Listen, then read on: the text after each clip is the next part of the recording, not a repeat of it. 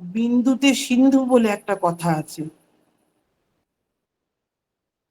তার বিরাট ঠাকুরের এই বিরাট ব্যাপক জীবনের চারপাশে ছড়ানো যে ব্যক্তিগত যত প্রাণ ছিল, যা বিন্দু বিন্দু অমৃত সিঞ্চন হয়েছে তার ভিতরে, তাই অমৃত।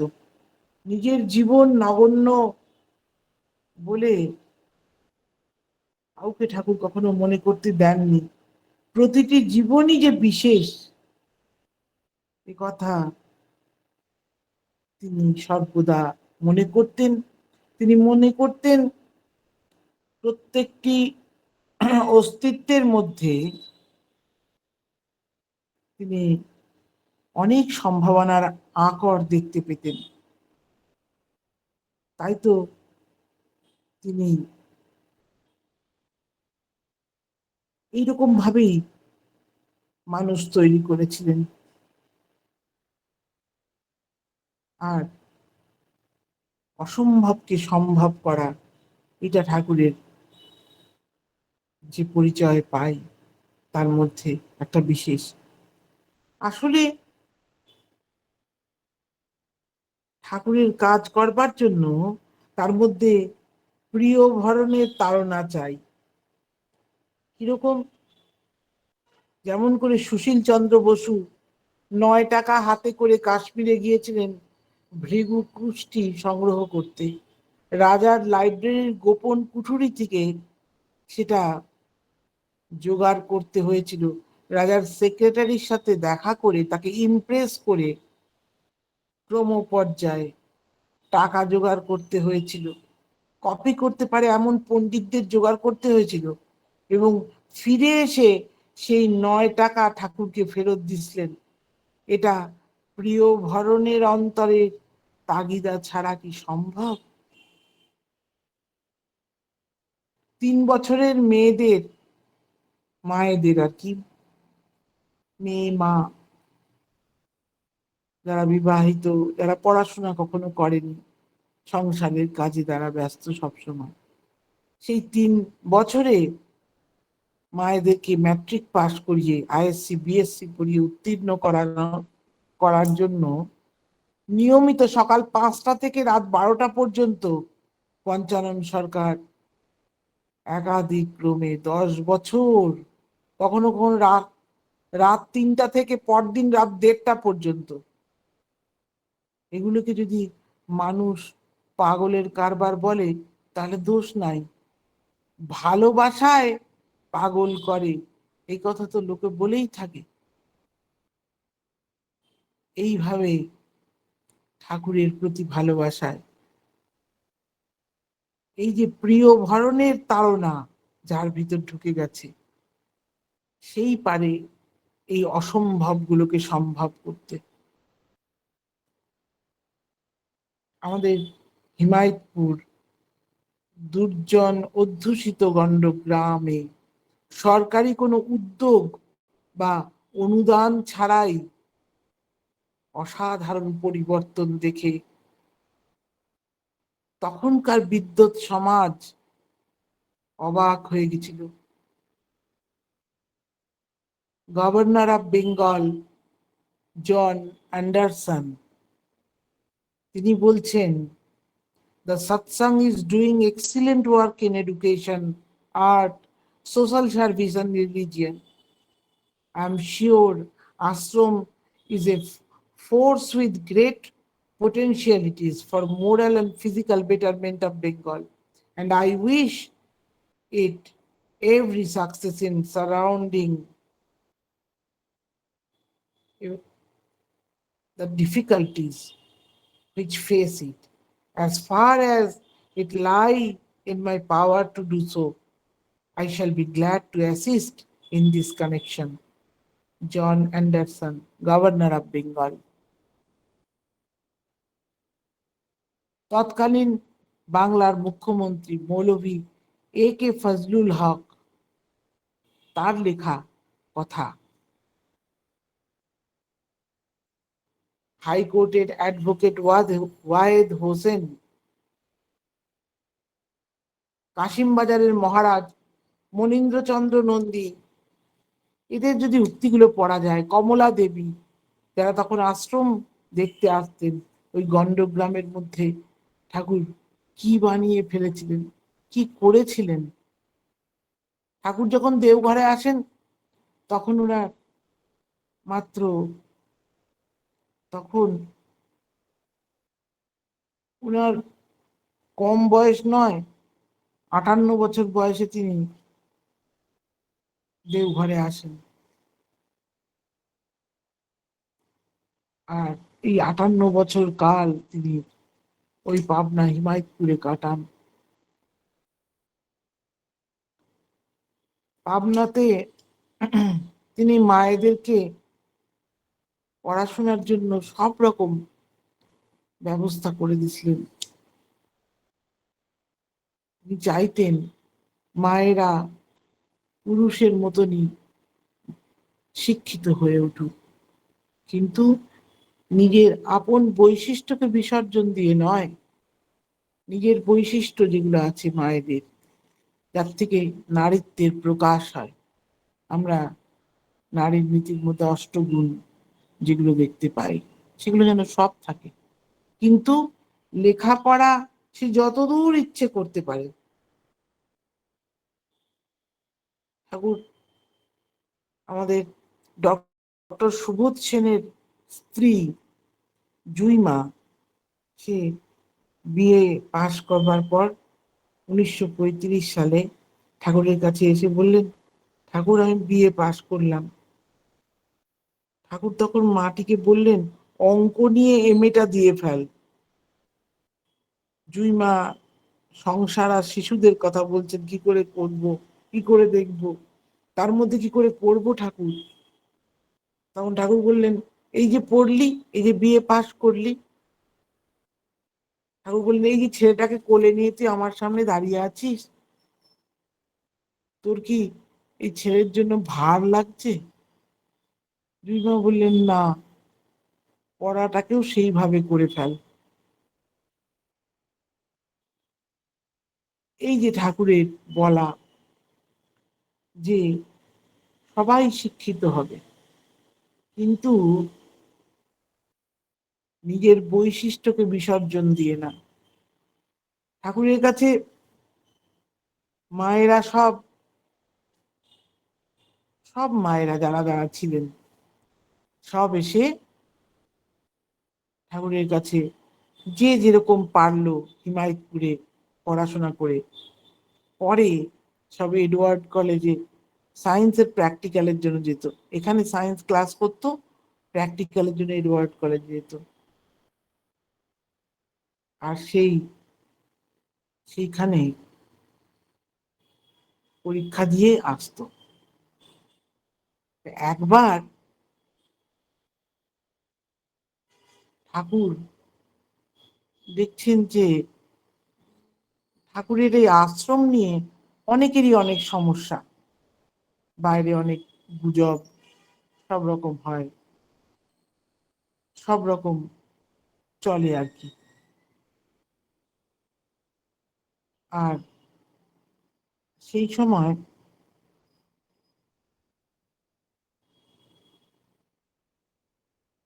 সাহেব ছিলেন দুর্ধর্ষ আইসিএস সাহেব, রাজশাহী ডিভিশনে তিনি যখন ছিলেন, রবার্টসন সাহেব আইসিএস, তখন পাবনা রাজশাহী ডিভিশনে পড়তো। সাহেব শুনেছেন সৎসঙ্গের ভিতর নানা রকম অ্যান্টি সোশ্যাল অ্যাক্টিভিটি হয়, মেয়েদের নিয়ে নানান কিছু হয়।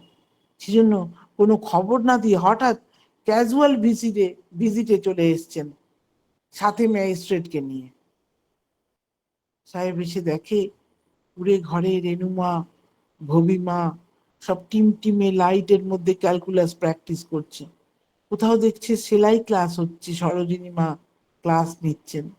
কোথাও 50-60 বছরের মেয়েরা একসঙ্গে বসে পড়াশোনা করছে। তপবনে গিয়ে দেখে ছেলেরা মাটি কোপাচ্ছে, এখানে মাটি কোপায়, ওখানে মাটি কোপায়, এখানে ক্লাস হচ্ছে, ওখানে রান্না হচ্ছে, এই সব। মাটি কুপিয়ে কুপিয়ে গোল গোল বানিয়ে সার্কেল বানাচ্ছে, সেখানে ধনেপাতা লাগাচ্ছে, ট্রায়াঙ্গেল বানাচ্ছে, ট্রায়াঙ্গেলের মধ্যে কোনো গাছপালা লাগাচ্ছে, রেক্ট্যাঙ্গেল বানাচ্ছে। এইভাবে জ্যামিতিক ফিগার গুলো বানিয়ে বেড়ে তার মধ্যে গাছপালা লাগাচ্ছে। আর এই সাহেব দেখে দেখে ঘুরছেন। রবার্টসন বললেন, এটা কি ড্রিমল্যান্ড? কেমিক্যাল ওয়ার্কসে সাহেবকে নিয়ে যাওয়া হলো। নানান গাছপালা থেকে কি করে ওষুধ তৈরি হচ্ছে বোঝানো হলো। বলল, সে কি, আপনাদের ঠাকুর এখানে শুধু ফিলোসফির চর্চা করেন তা তো নয়, তপবনে ঘুরে ঘুরে দেখাচ্ছে এখানে পড়াশোনার ধারার সঙ্গে। সাহেব বলল, আমাদের অক্সফোর্ড কেমব্রিজ এদের ধারার মিল আছে। মেকানিক্যাল ওয়ার্কশপে তখন বিরাট ডায়নামো ছিল, মেশিন শপ, এদিকে লেদের কাজ হচ্ছে মেশিন শপে। অটলদার সেই মেশিন শপের কাজকর্ম দেখছেন, বিরাট ঢালাই চলছে সেখানে। রবার্টসন সাহেব কি ইন্সপেকশনে এসেছিলেন, আর এসব দেখে তার চোখ একেবারে কপালে। এখানে এসবও হয়? আপনাদের ঠাকুর এখানে এত কিছু করান এই অজপাড়া গায়ে? তখন গোপালদা ছিলেন সেক্রেটারি, তিনি ঘুরিয়ে ঘুরিয়ে দেখাচ্ছেন ঠাকুর। গোপালদা বলছেন, ঠাকুর বলেন, ইংরেজ তাড়িয়ে তো স্বাধীনতা হয় না, এটাই প্রকৃত স্বাধীনতা। সাহেব সব ঘুরে ঘুরে দেখে ঠাকুরের কাছে গেল। কুড়ে ঘর, পরিষ্কার পরিচ্ছন্ন ঠাকুরের ঘর, মাটির দাওয়া। রবার্টসন সাহেব, যার ভয়ে বড় বড় অফিসাররা কাঁপতো, চেয়ার ছেড়ে, ঠাকুর চেয়ার দিলেন, চেয়ার ছেড়ে মাটিতে বসতে চাইল। আর ঠাকুর ঘর থেকে যখন বেরাচ্ছে, তখন গোপালদাকে বলছেন যে আমি তার মধ্যে একটা ব্লু লাইট দেখতে পাই। গোপালদাকে বললেন, ইয়াং ম্যান, তোমাকে আমি প্রতিশ্রুতি দিচ্ছি, এর জন্য, এই আশ্রমের জন্য যখন যা দরকার হবে আমার কাছে আসবে। রবার্টসন একেবারে মোহিত হয়ে গেছিল। পরে সে যখন রাইটার্স এর চিফ সেক্রেটারি, তখন মন্ত্রী হচ্ছে ওই ফজলুল হক, যার, যিনি ঠাকুর আশ্রম সম্বন্ধে বলেছেন। ঠাকুর বলেছিলেন আমার 2000 বিঘা জমি লাগবে, 2000 বিঘা। তখন হিন্দু মুসলমানের অনুপাত ছিল 48-52। বাইরে থেকে হিন্দু এনে বসালে বাংলা ভাগ হবে না। ঠাকুর শ্যামাপ্রসাদ মুখার্জি, NC চ্যাটার্জি ঠাকুরের কাছে যখন এসেছিলেন, ঠাকুর বলেছিলেন অনেক কথা। উনি বললেন, দেখছি। ঠাকুর বললেন, দেখলে কিছু হবে না, এক্ষুনি কিছু করা চাই, না হলে বাংলা কিন্তু ভাগ হবে। শ্যামাপ্রসাদ গা করলেন না সেইভাবে, বুঝলেন না তা নয়, সেইভাবে করতে পারলেন না। কাশ্মীরে গিয়ে অন্যভাবে মৃত্যুবরণ করলেন, তা আমরা জানি। রবার্টসন লীগ মিনিস্ট্রির বিরুদ্ধে দাঁড়িয়ে প্রচুর জমি দিছিলেন। সেখানে হই হয় ক্ষত্রিয় এনে বসানো হয়েছিল, কিন্তু একক প্রচেষ্টায় তো কিছু হয় না। তাই ঠাকুর শ্যামাপ্রসাদকেও বলেছিলেন,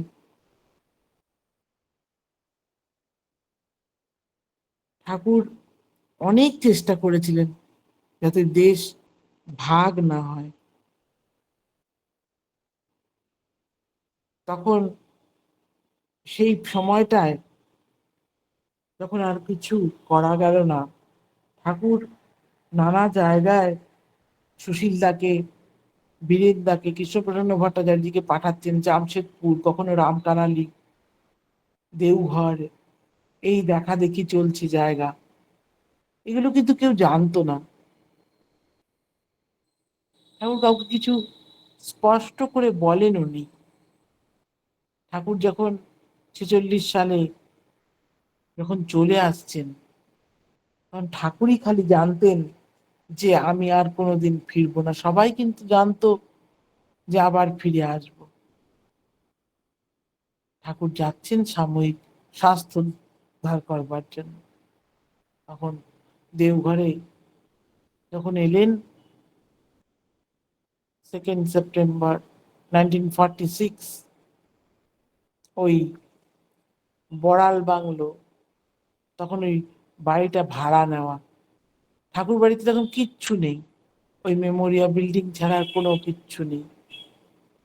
ওখানেই ঠাকুর, বড় মা এবং তার পরিবারের মানুষজন, বড়দা ছোটদা উপরে থাকতেন, মেমোরিয়ার উপরটায় থাকতেন, সব ওইখানে।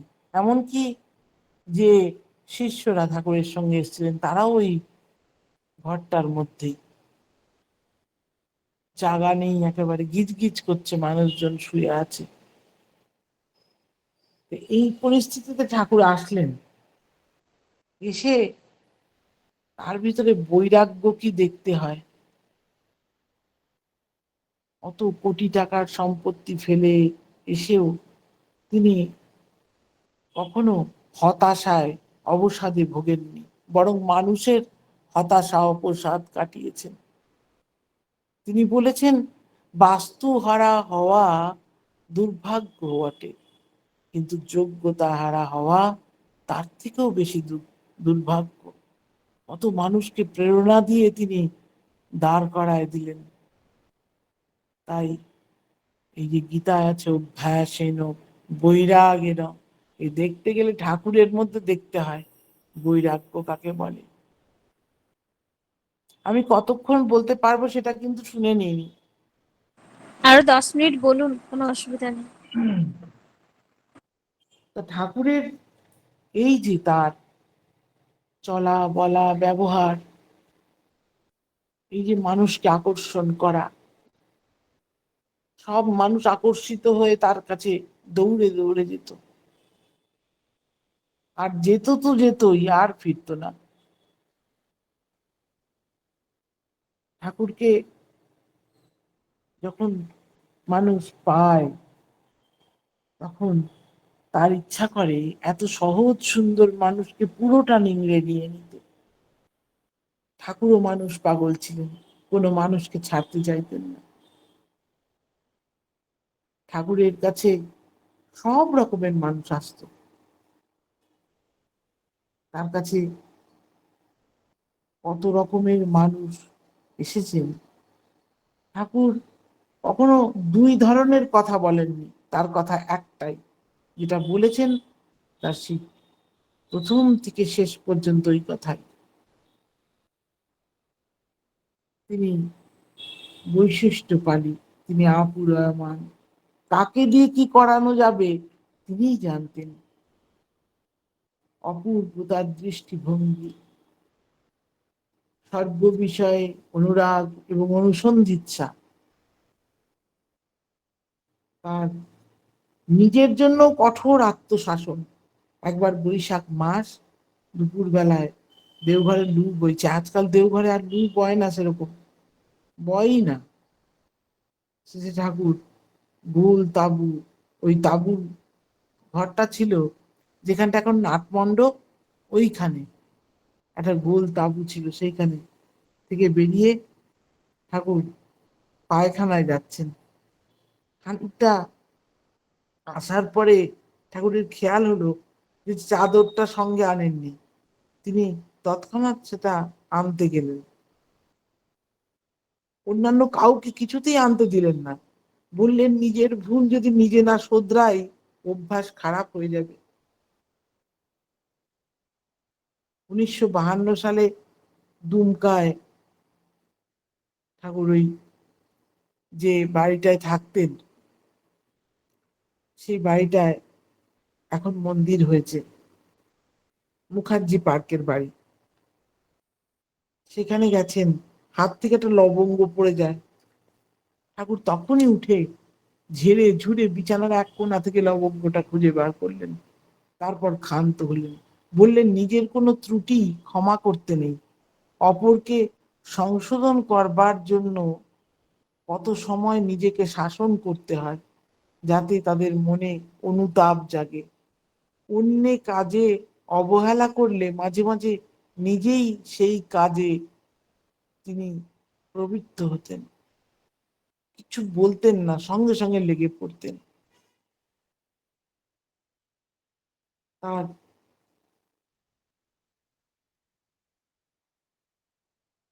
জীবনটা সবসময় এরকমই ছিল, উৎসাহ দিয়ে চলা, প্রত্যেকের দক্ষতা ক্ষিপ্রতাকে বাড়িয়ে তোলা।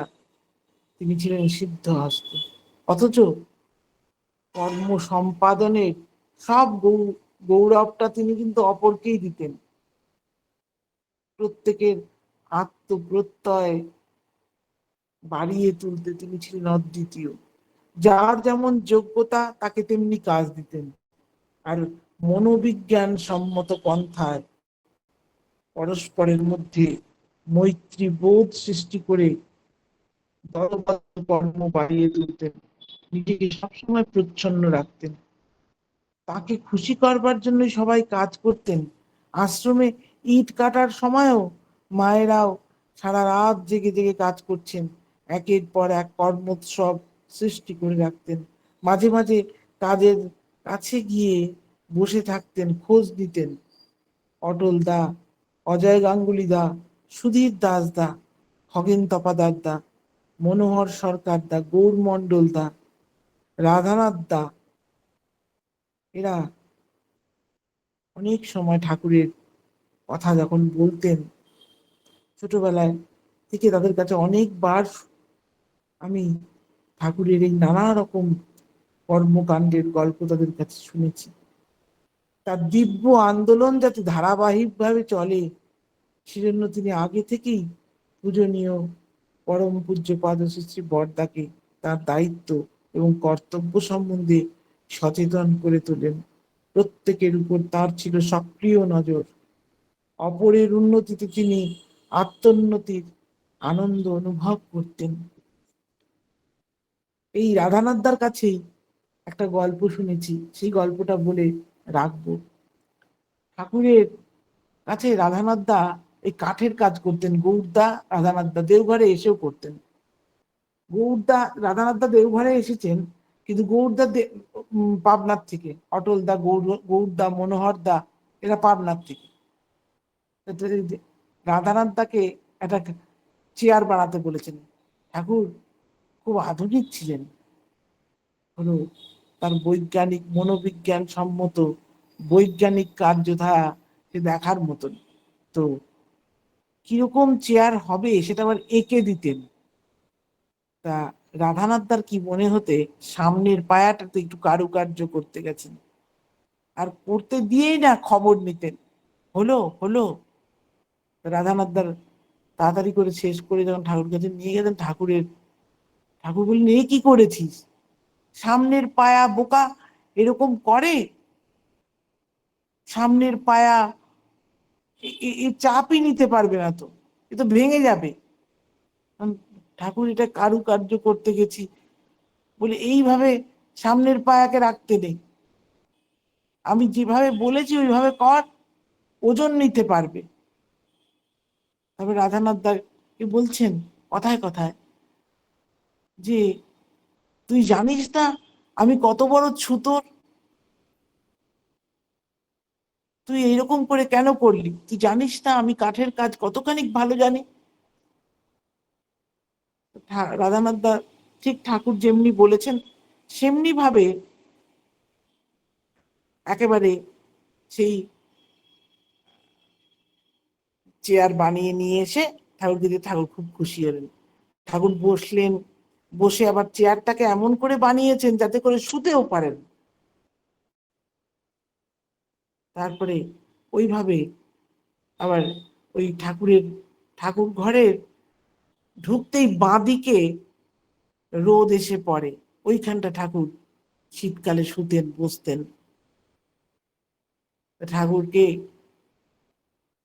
রাধানাথদার খালি মাথার মধ্যে ঘোরে, ঠাকুর বলেন যে ঠাকুর হচ্ছেন ব্রাহ্মণের ছেলে, তিনি ছুতোর কেন হতে যাবেন? এই কথাটা ওনার কিরম একদিন আমার বাবাকেই গল্পটা করছিলেন, তো পাশ থেকে শুনছি আমি।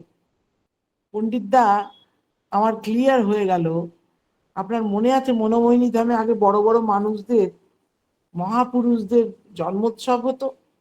বলে হ্যাঁ। ওদের সেবার 25শে ডিসেম্বর পালন হচ্ছে। 25শে ডিসেম্বরে যীশু খ্রিস্টের সম্বন্ধে বলছেন শরৎদা।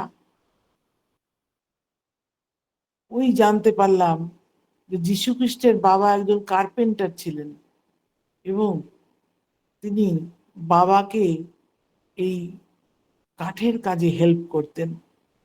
তখন আমার মাথায় খেললো, আচ্ছা, তাহলে ঠাকুর এই জন্যই বলেছিলেন। তার মুখ থেকে এই কথা তালে বেরিয়ে গেছিল। আমার বাবাকে যখন বলছেন, আমি শুনতে শুনতে আমার গায়ের লোম কাটা খাড়া হয়ে উঠল।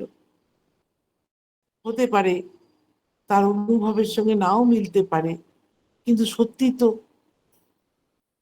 ঠাকুর তো ঠাকুরই তো জেসাস, ঠাকুরই তো রামচন্দ্র, ঠাকুরই তো কৃষ্ণ। তাহলে সত্যি তো তিনি কেন কাঠের সম্বন্ধে? ঠাকুর, যদিও ঠাকুরের একটা জিনিস, তিনি সব জিনিস খুব ভালো জানতেন, খুব ভালো সঙ্গীত জানতেন, খুব ভালো ফুটবল খেলতে পারতেন, খুব ভালো তিনি সাইকেল চালাতে পারতেন। আর বিদ্যার তো মানে জাহাজ যাকে বলা যায়, কিছু কোনো জিনিস তিনি জানতেন না। কৃষ্ণপ্রসন্ন ভট্টাচার্য বলছেন, ঠাকুর আমি তো পড়ে এসে আপনার কাছে আলোচনা করছি, আপনি এত মনে রাখেন কি করে? সঙ্গে সঙ্গে সেই পাতার সেই লাইনের আপনি কথা বলছেন। কেষ্টদা, ঠাকুর বললেন, কেষ্টদা, এর একটা ছন্দ আছে, এই ছন্দ থেকে সরে গেলে কিন্তু আমিও বলতে পারবো না। কিন্তু ওটাই বিস্ময়, যে যখন আসতো তার কাছে বিস্মিত হয়ে যেত। তার স্বভাব, তার জ্ঞান, তার মধুমাখা ব্যবহার, তিনি যে পরম প্রেমময়, তিনি যে জড় জীব প্রতিটি অস্তিত্বের মধ্যে নিজের অস্তিত্বকে অনুভব করছেন, যার জন্য তাকে দেখতে মানুষের মতন হওয়া সত্ত্বেও তিনি মানুষ নন। ঠাকুরের কাছে যারা যারা যেত, সবাইকে ঠাকুর কথা বলা নিয়ে কি, এই যে খগেন দা ছিলেন, খগেন মন্ডল দা, আমাদের বাড়ির পাশেই থাকতেন।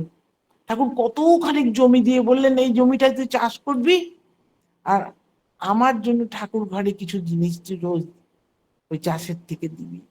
ও খুব ভালো চাষা ছিলেন আর কি, খুব ভালো চাষাবাদ জানতেন। ঠাকুর বুঝতেন কাকে দিয়ে কি করানো যায়। কৃষ্ণপ্রসন্ন ভট্টাচার্যকে বললেন যে আপনি 4টে বেদই পড়ে ফেলেন। কেষ্টদা বললেন, বেদ পড়তে গেলে কিন্তু এই সংস্কৃতে হবে না, ব্যাকরণ কৌমুদীর সংস্কৃত বেদ পড়া যাবে না, এই পাণিনির অষ্টাধ্যায় না পড়লে বেদ পড়া যাবে না। ঠাকুর বললেন, ওটা আর বাকি থাকে কেন, ওটাও পড়ে ফেলেন। এই আরম্ভ হলো পাণিনির অষ্টাধ্যায় পড়া। এই দেওঘর বাজারে পান্ডাপাড়ার সদানন্দ ঝা বলে এক বুড়ো পান্ডা রোজ নিত্যদিন আমাদের বাড়িতে এসে এই পাণিনির অষ্টাধ্যায় পড়ানো আরম্ভ হলো। নিত্যদিন ঠাকুরের কাছে গিয়ে কৃষ্ণপ্রসন্ন ভট্টাচার্য যা পড়ছেন তাই বলছেন।